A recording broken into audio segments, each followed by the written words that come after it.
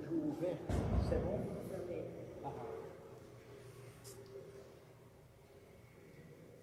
Bienvenue à vous tous. La grâce et la paix vous sont données de la part de Dieu, notre Père, et de Jésus-Christ, notre Seigneur. Amen.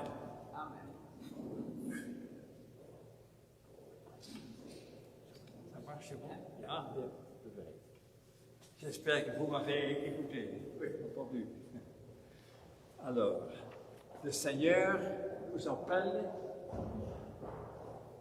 le Seigneur nous rassemble, nous prions qu'il soit présent parmi nous. Amen.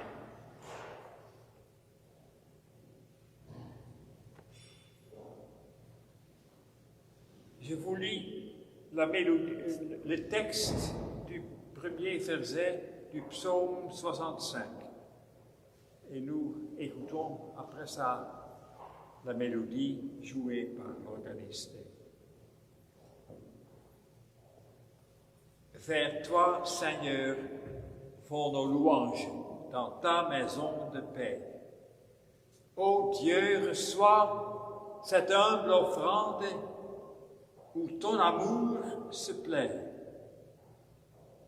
Vers toi qui entends la prière, tout homme un jour viendra. Du poids trop lourd de sa misère, tu le déchargeras.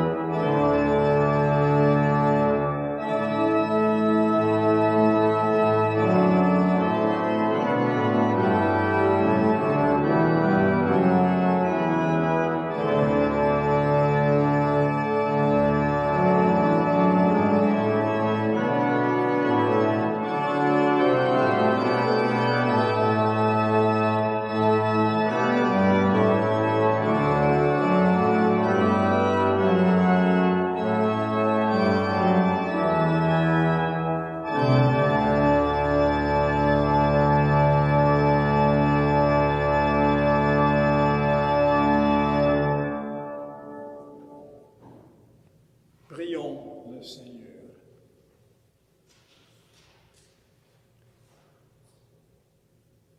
Seigneur, nous croyons que ce n'est pas pour nous juger que tu es venu, mais pour chercher ce qui est perdu, pour libérer ceux qu'emprisonnent leurs fautes et leurs angoisses, pour nous sauver quand notre cœur nous accuse. Nous te prions, accepte-nous tels que nous sommes ici présents, avec tout ce passé du monde plein de péchés. Tu es tout de même plus grand que notre cœur, plus grand que toute faute. Oui, tu es le créateur d'un avenir nouveau, un Dieu d'amour jusque dans l'éternité. Amen.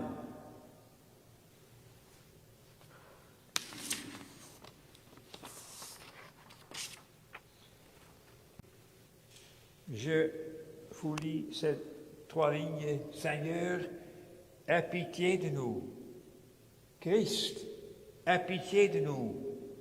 Seigneur, aie pitié de nous.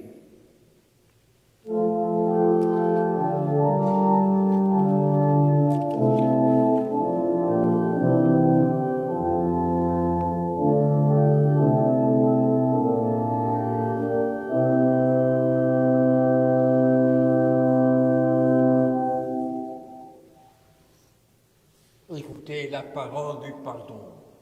Quand les montagnes s'effondreraient, dit Dieu, quand les collines chancelleraient, ma bonté pour toi ne faiblira pas et mon alliance de paix ne sera pas ébranlée.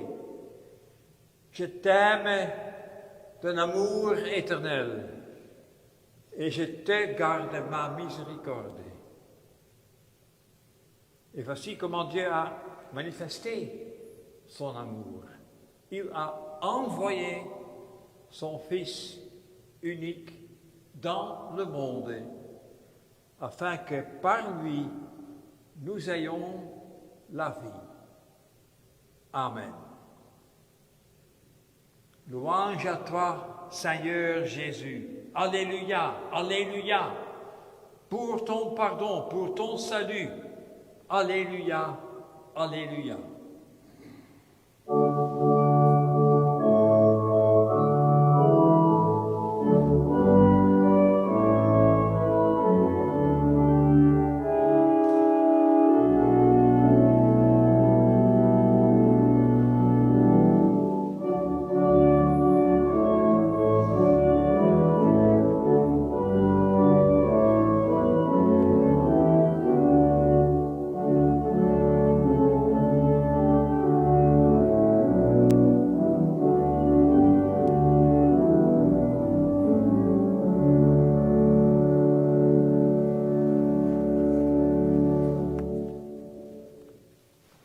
Nous prions Dieu avant de lire les Écritures, afin qu'elles deviennent pour nous paroles de vie. Père, ta parole est pour nous ferment du royaume et germe d'espérance. Que par ton esprit nous la recevions avec simplicité et avec joie. Que cette parole nous fasse porter le fruit que tu attends. Nous te le demandons par Jésus-Christ, notre Seigneur. Amen.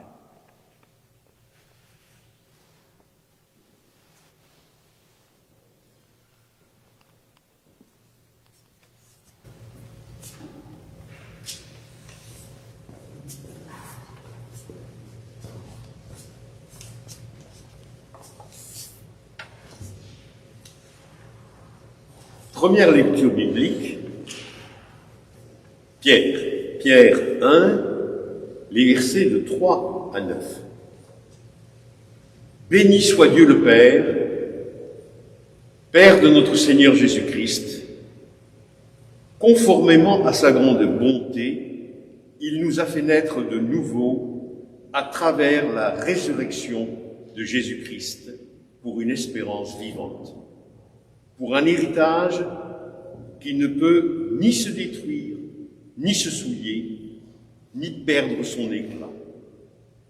Il vous est réservé dans le ciel, à vous, qui êtes gardés par la puissance de Dieu au moyen de la foi, pour le salut, prêt à être révélé dans les derniers temps.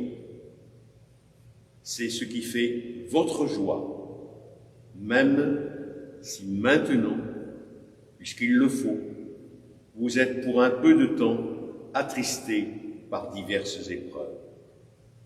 Ainsi, la valeur éprouvée de votre foi, beaucoup plus précieuse que l'or, qui est périssable et que l'on soumet pourtant à l'épreuve du feu, aura pour résultat la louange, la gloire et l'honneur lorsque Jésus-Christ apparaîtra. Vous l'aimez sans l'avoir vu. Vous croyez en lui sans le voir encore. Et vous vous réjouissez d'une joie indescriptible et glorieuse parce que vous obtenez le salut de votre âme pour le prix de votre foi. Nous écoutons musique méditative, 24 pièces pour orgue d'André Fleury.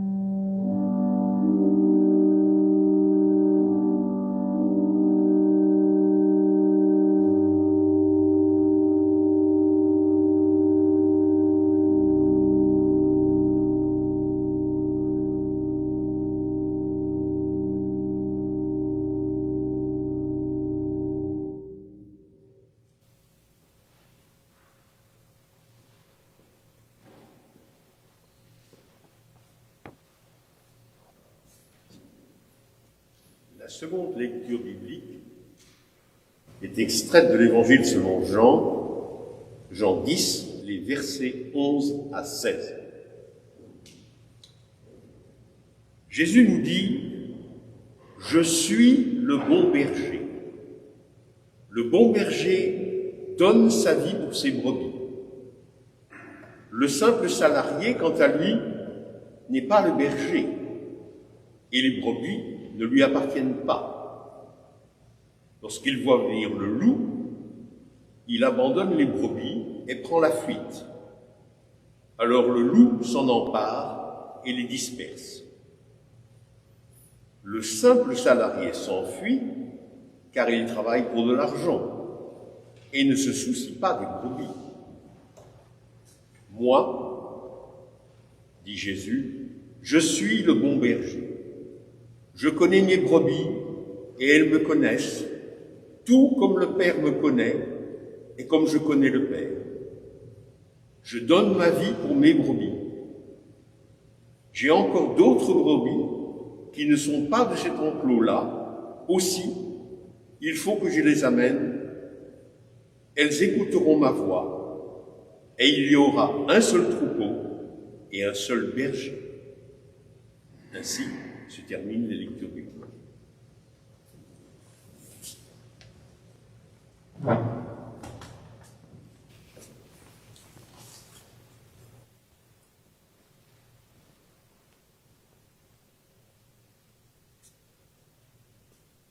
Je vous lis la première strophe du cantique 34-26, comme vous l'avez dans votre liturgie, et après nous écouterons la mélodie.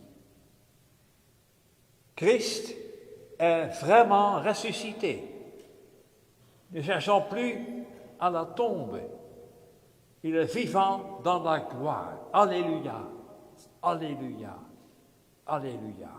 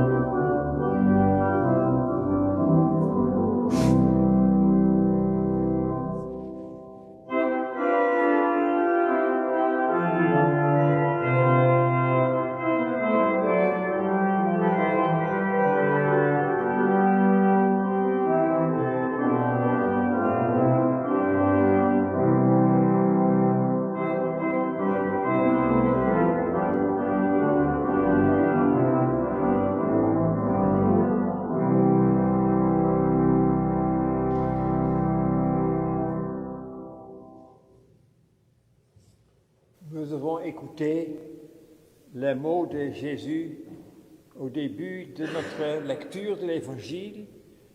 Je suis le bon berger.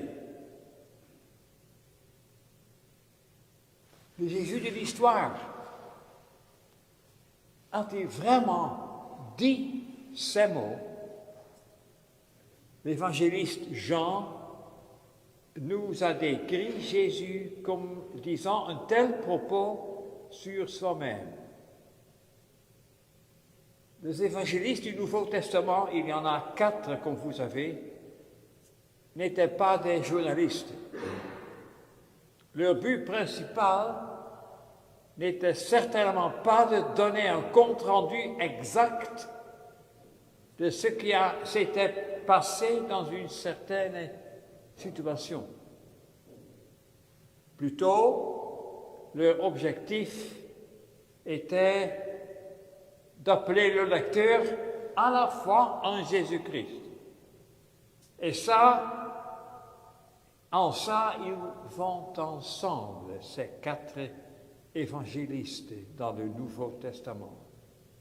Et en même temps, chacun a ses propres accents, ses propres idées, disons, oui, ses propres accents. L'idée générale, parmi les savants du Nouveau Testament, c'est que l'évangile de Jean est l'évangile le dernier des 4. C'est lui qui nous a transmis les mots de notre texte comme des mots de Jésus lui-même. C'est ainsi que cet évangéliste se souvient Jésus. Et c'est ainsi qu'il veut nous transmettre l'impression que Jésus a fait sur lui. Je suis le bon berger. On peut dire, voilà le sommaire de tout l'Évangile. Comme l'évangéliste Jean l'a entendu lui-même. Voilà ce qu'il veut transmettre à ses lecteurs et ce qu'il a compris lui-même de Jésus-Christ, ce qu'il nous transmet aussi aujourd'hui.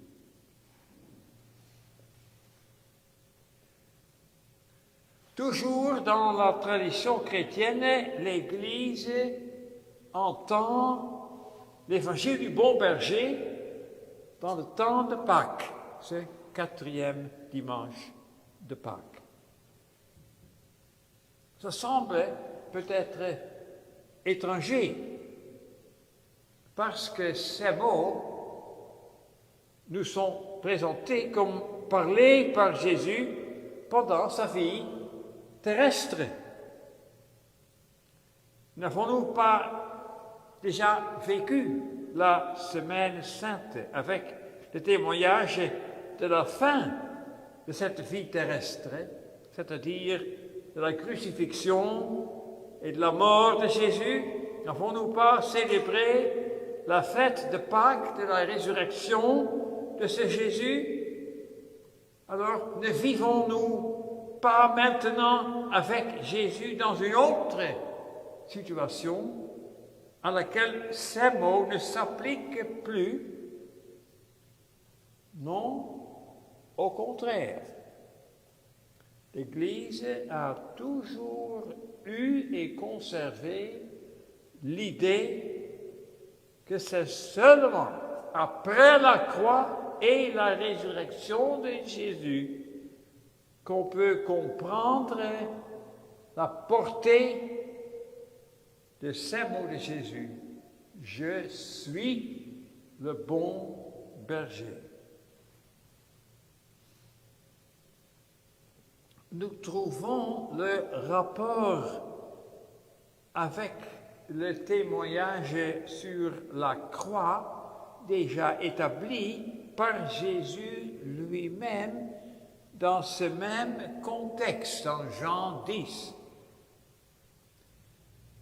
Après avoir dit « Je suis le bon berger », Jésus continue en expliquant « Le bon berger donne sa vie pour ses brebis ».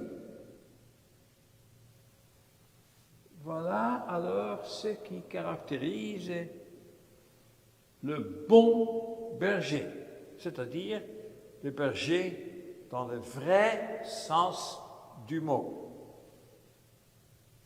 Voilà ce qui le distingue du mercenaire, du simple salarié, comme c'est traduit dans notre traduction de la Bible.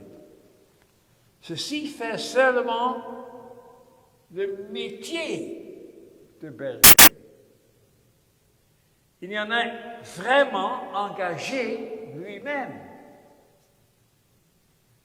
Comme Jésus le dit, les brebis ne lui appartiennent pas.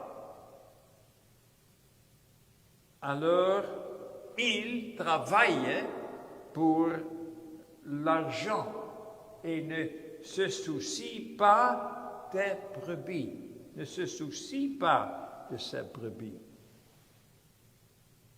On peut voir ça quand il y a des problèmes, des risques. Le risque, par exemple, du loup qui menace les brebis.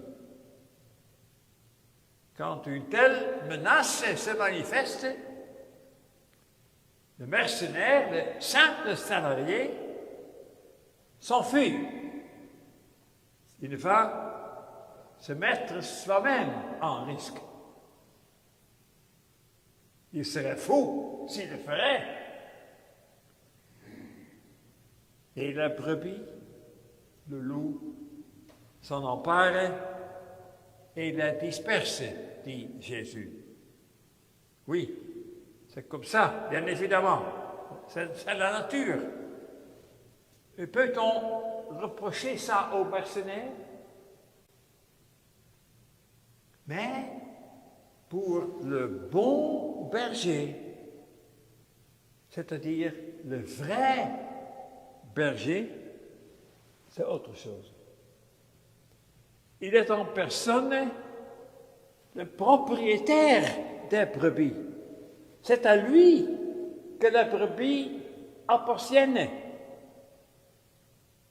Ces brebis sont sa propre chose. Le soin des brebis, c'est pour lui non pas seulement son métier, c'est sa vie. Le bon berger, c'est celui qui donne sa vie pour ses brebis, donne sa vie. Alors, il ne s'enfuit pas quand le loup s'approche, quand le danger se présente. Au contraire, il met sa propre vie en risque. Nous comprenons tout ce langage est une métaphore. À propos, une métaphore que nous trouvons plus souvent dans la Bible. Il y a des passages bibliques où Dieu lui-même est appelé le berger de son peuple, Israël, qui alors est son troupeau. Eh bien, c'est cette métaphore que Jésus utilise ici pour caractériser la relation entre soi-même et ses disciples, sa communauté, son peuple,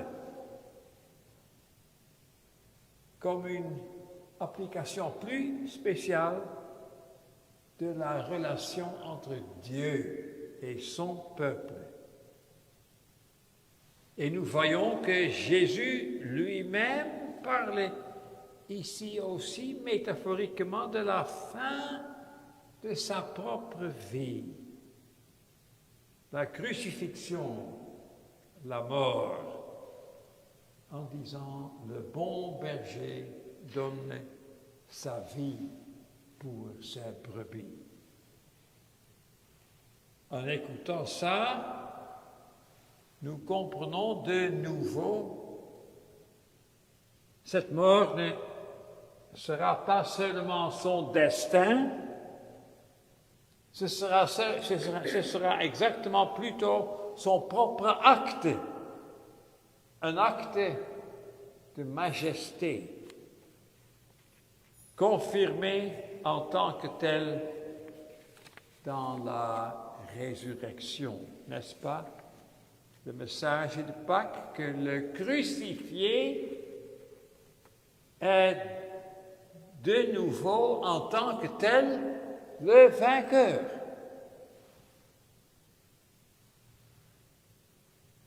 Être berger, voilà la caractérisation essentielle de Jésus, de ce que Jésus est,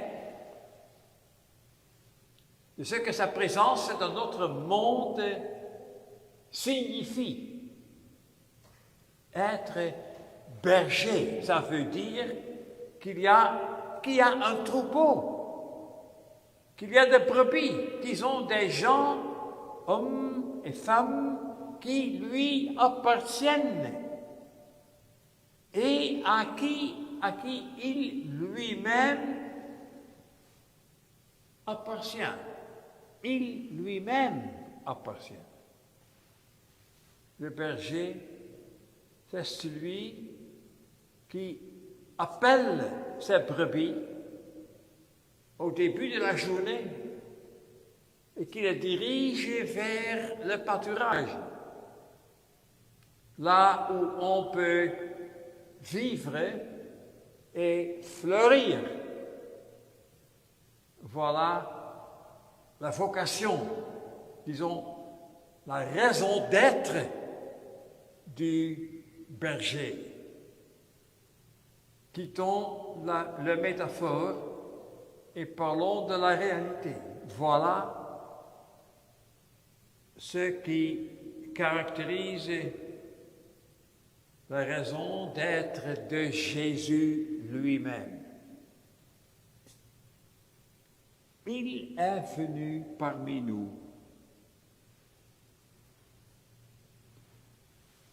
pour faire justement ça, être vraiment le bon berger avec toute son essence. Voilà ce que Jésus annonce dans notre texte. Il annonce ça en vue de l'œuvre qu'il faisait pendant sa vie terrestre en proclamant le royaume de Dieu, en proclamant alors l'Évangile, en guérissant des maladies, etc. Mais ces mots restent valides aussi après Pâques, aussi maintenant. Nous pouvons en être sûrs qu'aussi aujourd'hui, le Jésus ressuscité est notre berger dans le vrai sens du mot. Notre berger, pouvons-nous en être sûrs? Est-ce vrai que nous aussi, nous-mêmes, faisons partie du troupeau du bon berger? En tout cas, l'évangile de Jésus-Christ est proclamé à chacun dans le monde. Partout dans le monde, cet appel est perceptible, est valide.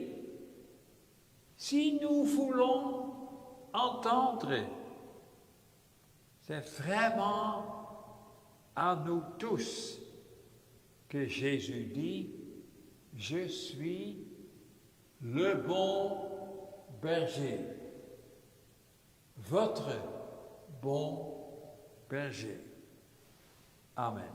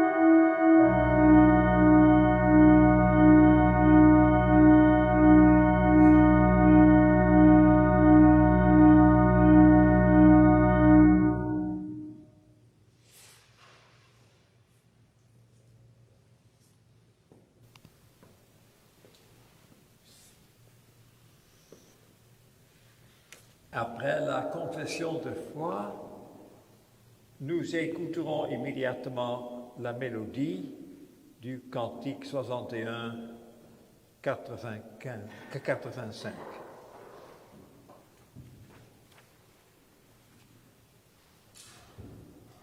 Affirmons maintenant la foi chrétienne par les mots du symbole des apôtres. Je crois en Dieu, le Père Tout-Puissant, Créateur du ciel et de la terre. Je crois en Jésus-Christ, son Fils unique, notre Seigneur, qui a été conçu du Saint-Esprit et qui est né de la Vierge Marie.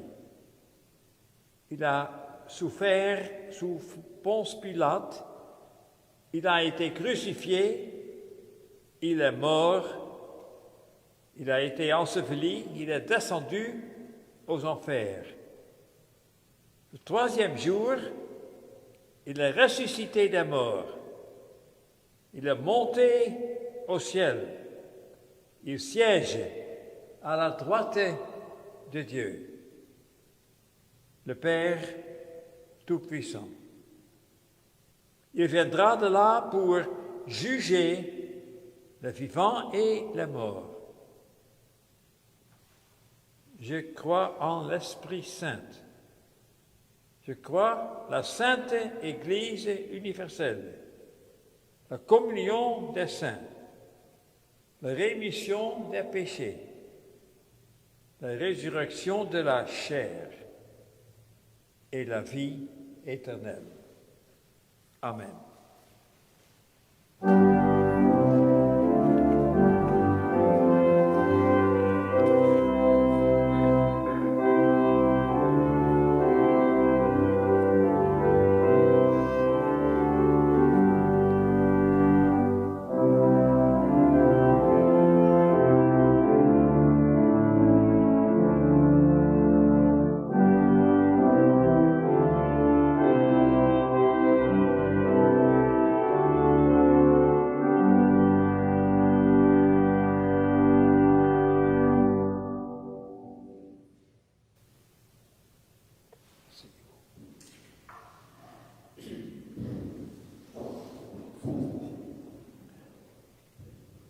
Prions le Seigneur.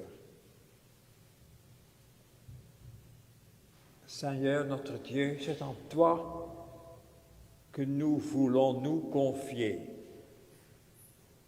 Et là, c'est en nous-mêmes que nous nous confions, en notre santé, en notre argent, en notre travail, bref, dans tout ce qui occupe nos jours.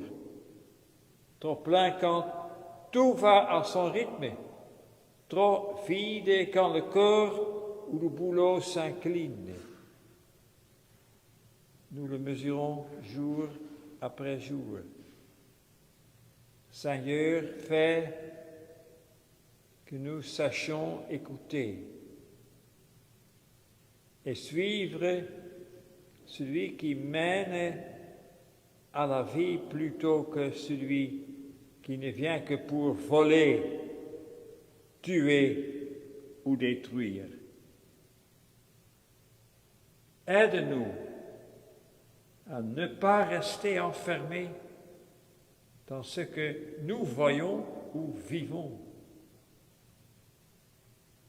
Fais que nous sachions discerner dans nos vies et nos proches les signes de ton amour pour les hommes et femmes, les marques de ton histoire qui mènent celles des hommes et des femmes.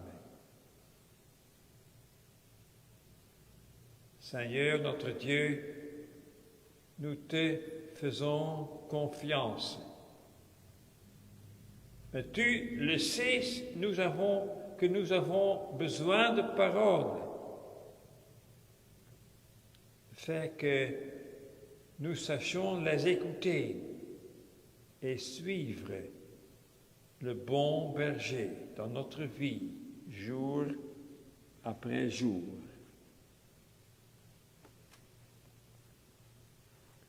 Nous te prions aujourd'hui pour les responsables des nations, pour ceux qui ont leur position de pouvoir, qui ont la responsabilité de prendre des décisions, des mesures. Donne leur ta sagesse.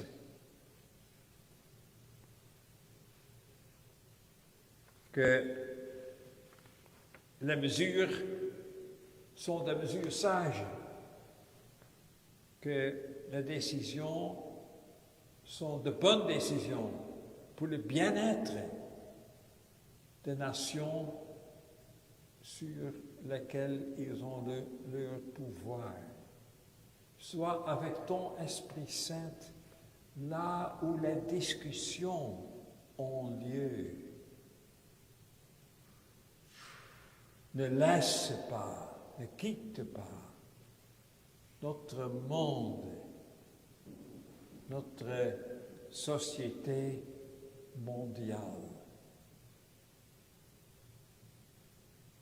Nous te prions pour ceux qui sont sans pouvoir dans ce monde, les sacrifices, les réfugiés, ceux qui n'ont plus de certitude dans leur vie, ceux qui ont perdu tout, ceux qui ont toujours l'expérience de la violence et de la guerre, qu'il y aura dans notre monde la possibilité d'une vie vraiment humaine. Nous te prions, Seigneur, ne quitte pas notre monde, notre vie. Reste notre berger, notre bon berger. Nous te prions pour ceux qui sont malades, qui souffrent sous la maladie du virus COVID-19. Et nous prions pour ceux qui ont leur métier dans les hôpitaux, dans l'œuvre des médecins. Bénis leur œuvre, leur effort. Sois avec ceux qui ont perdu des bien-aimés dans les mois passés, ces mois étranges. Donne-nous le courage qu'il y aura un avenir dans notre monde, aussi pour nous, pour nous-mêmes, de vivre de nouveau. Donne-nous la confiance qu'il y aura un bon avenir, ton avenir. Nous te prions notre prière en silence.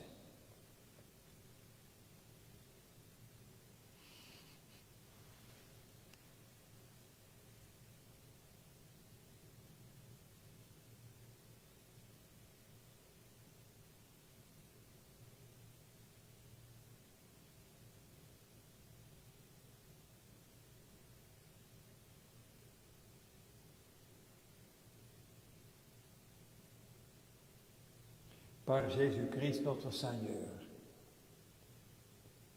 Prions l'oraison dominicale ensemble. Notre Père qui es aux cieux, que ton nom soit sanctifié, que ton règne vienne, que ta volonté soit faite sur la terre comme au ciel. Donne-nous aujourd'hui notre pain de ce jour. Pardonne-nous nos offenses, comme nous pardonnons aussi à ceux qui nous ont offensés. Ne nous laisse pas entrer dans la tentation, mais délivre-nous du mal. Car c'est à toi qu'appartiennent le règne, la puissance et la gloire au siècle des siècles. Amen.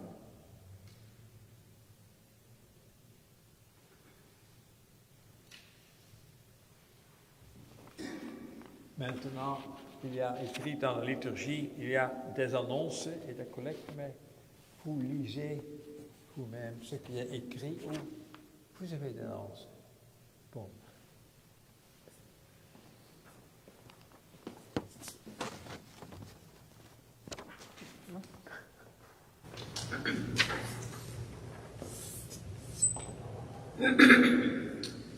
Les annonces de ce dimanche 25 avril. Les prochains cultes, tout d'abord, le 2 mai, le culte sera présidé par M. Lachau. Le 9 mai, le culte sera présidé par notre pasteur Armand Haut. Et le culte du 16 mai sera à nouveau présidé par M. J.B. Lachau. Le montant de la collecte d'aujourd'hui sera réparti entre l'Église, la diaconie et la collecte spéciale de ce mois pour la fondation John Bost.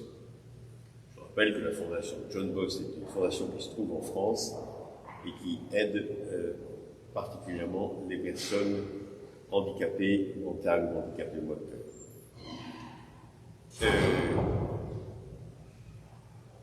Depuis quelque temps, nous avons varié un peu les choses et grâce à notre marguerilier Tristan, chaque samedi matin est organisé un club de lecture silencieuse. Donc si vous voulez venir dans l'église et lire en silence, en partageant ce moment avec d'autres, tous les samedis matins, de 10h à 12h30, vous êtes bienvenus ici dans le temple, apporter votre livre préféré et le lire en compagnie des autres. Bien sûr, limite de 30 personnes. Le 30 avril à 20h30 au temple, il y aura un concert classique par l'ensemble Quintet. Ce concert sera aussi online. Seulement online, c'est ça. Seulement online. Ce n'est pas physique, c'est online, c'est ça. Le 1er mai, 17h à 19h, aussi concert jazz duo online par Yota Papadopoulou, flûte, et Rémi Edson, piano. Ces deux concerts seront donc enregistrés dans notre temple et diffusés sur l'Internet. Pour plus de détails, regardez s'il vous plaît le site de notre Église. Je rappelle également que le 13 mai, jeudi de l'Ascension, auront lieu à Dordrecht les prochaines rencontres wallonnes. Là encore, ce seront des rencontres dématérialisées. C'est un mot français moderne. Dématérialisé, ce qui veut dire que ça sera virtuel. Mais enfin, nous nous contacterons par Zoom. Donc ceux et celles qui veulent participer via Zoom à cette journée wallonne peuvent encore s'inscrire. Si vous voulez plus de renseignements, vous pouvez vous adresser à Corneille. Après le culte, nous n'aurons pas de café fraternel, puisque nous ne pouvons pas à cause des règlements du Covid, mais il y aura un petit concert de porte. Donc, ce sont deux jeunes qui donneront un concert de porte tout à l'heure à l'extérieur. Ce sera notre façon de vous donner un café, aussi virtuellement. Je vous souhaite à toutes et à tous un bon dimanche et une bonne semaine.